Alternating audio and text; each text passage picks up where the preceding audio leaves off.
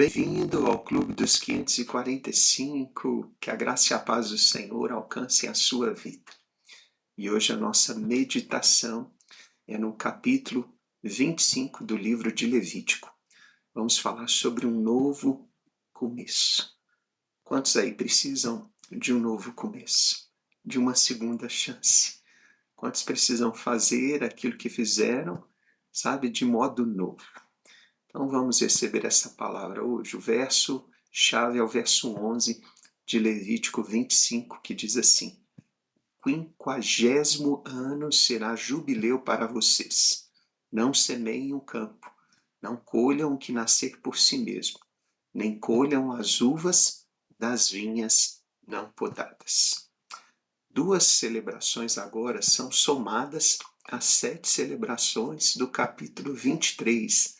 Lembra que a gente viu Festa das Trombetas, dos Tabernáculos, de Pentecostes, da Páscoa, o próprio sábado era uma festa. Então agora nós temos mais duas celebrações, o ano sabático e o ano do jubileu. As duas são baseadas na ideia do descanso e devem acontecer com base no número 7, ou seja, a terra descansaria de 7 em 7 anos, que é o ano sabático.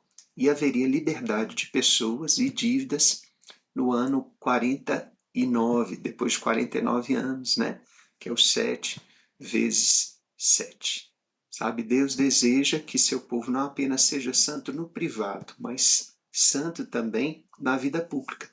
Por isso essa lei ela cobre a dimensão social e a dimensão também econômica. Todo 7º ano a terra deveria descansar, de modo que nenhuma atividade agrícola poderia ser realizada. Aí dos versículos 1 até 7. A terra entraria em descanso depois de 6 anos de atividade agrícola, e no 7º seria dedicada a Deus.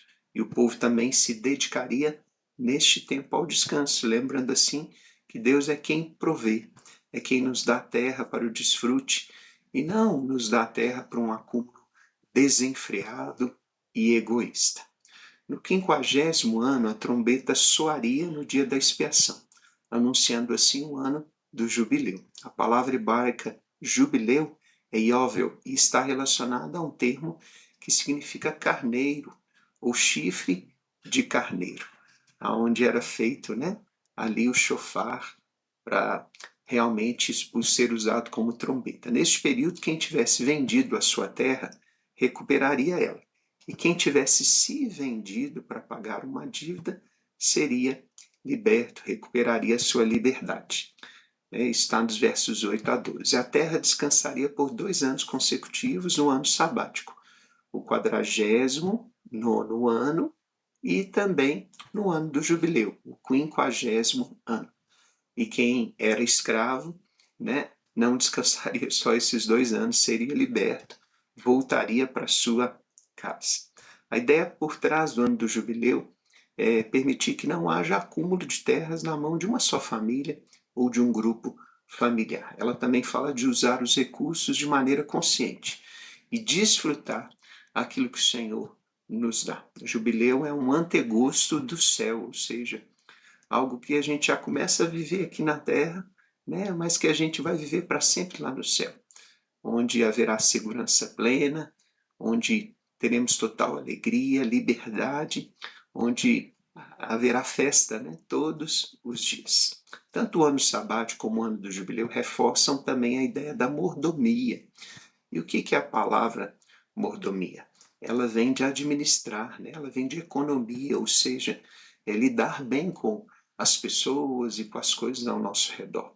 Ou seja, nós não somos donos de nada na mordomia de Deus. Somos apenas administradores daquilo que o Senhor entregou, peregrinos nesta terra. Se adquirirmos essa consciência de cuidado e não de posse, podemos agir com fidelidade tanto para com Deus, mas também com amor ao próximo. O que vem em nossas mãos deve ser usado da melhor forma e não idolatrado. Quando possuímos as coisas, ao invés de usarmos os recursos, quando colocamos o nosso coração nas coisas materiais, nós perdemos a essência da humanidade, que é o que? Viver relacionamentos saudáveis com Deus e também com o próximo. Tudo que temos precisa ser usado para os propósitos de Deus.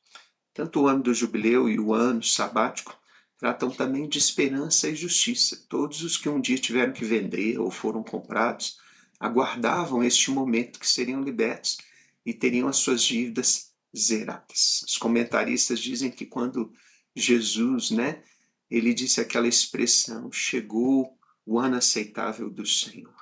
Essa expressão se referia ao ano do jubileu, num sentido pleno, no sentido espiritual, ou seja, o reino de Deus chegou. Jesus está na terra, Jesus começa a governar, você pode contar com ele. Você pode ter ele como amigo, você pode ter ele como salvador, sabe? Ainda existia também, naquela época, a possibilidade de ser resgatado no meio da dívida. Isso podia acontecer de duas formas antes do ano do jubileu, que é 7 vezes 7, 49. Se a pessoa ficasse rica, ela podia se autorresgatar, ou seja, pagava a dívida, ou se um parente tivesse condições, ele poderia pagar pelo tempo que ainda faltava de serviço ou o valor da terra calculada pelas colheitas que ainda restavam até chegar o ano do jubileu. Então a dívida ia diminuindo à medida que os anos iam avançando. O jubileu é um símbolo, então, do novo começo de Deus. E nós podemos inferir, a partir do ano do jubileu, que Jesus veio sim trazer para nós o ano do jubileu. Ele é o nosso resgatador, ele pagou a nossa dívida na cruz do Calvário. Nele podemos ter a certeza de que tudo o que nos prendia foi quebrado. Nós não somos mais escravos do pecado, escravos do medo, escravos da dúvida, escravos do diabo. Toda maldição e escravidão que havia sobre nós foi rompida no nome e no poder do sangue de Jesus. E do mesmo modo que Deus nos alcançou com misericórdia, nós também devemos ajudar os nossos irmãos, nesta mesma medida, perdoando-os, e também pedindo perdão àqueles que temos feridos. Sabe, nós também precisamos ajudar aqueles que estão em dívidas a recuperar-se. E muitas vezes não é pagando a sua dívida, mas aconselhando, ajudando a fazer um plano, permitindo que ele preste contas, para que desse modo a gente possa supervisionar o seu trabalho. E às vezes até pagando uma dívida ou outra que está ao nosso alcance. Que nós possamos viver um ano do jubileu e possamos permitir, que o Senhor nos ajude a administrar as coisas para viver realmente em liberdade, em paz com Ele e com as pessoas. Você recebe essa palavra de fé? Amém. Vamos orar juntos. Obrigado, Senhor, porque ao se entregar à sua missão aqui nessa terra, tornastes assim o nosso resgatador. Hoje podemos desfrutar do verdadeiro descanso, ou seja, uma vida, Deus, cheia da tua presença, uma vida com liberdade, sem escravidão. Deus, muito obrigado, porque o Senhor nos livrou, Deus, dos laços da morte e das amarras que o inimigo tinha nos colocado. Assim nós te louvamos. Amém e amém. Que o Senhor Jesus te abençoe. Espero você para a próxima meditação. Forte abraço.